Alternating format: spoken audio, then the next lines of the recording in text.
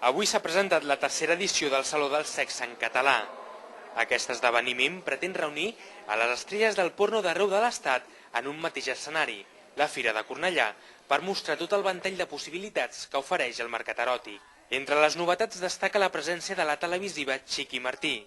L'artista s'encarregarà de donar classes magistrals d'strip-art a totes les dones que s'apropin al festival. En les classes treballem l'autoestima, la feminitat, la sensualitat, que es vegin maques per dintre, perquè això ho reflectin per fora.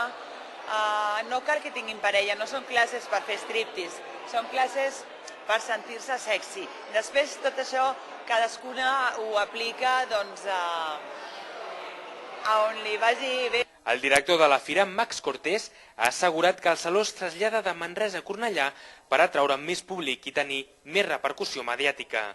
A més, ha afegit que l'exposició eròtica no té la intenció de rellevar el Festival Internacional Eròtic de Barcelona, després que l'any passat aquest tanqués les seves portes a causa de la negativa de l'Ajuntament de l'Hospitalet a celebrar la fira.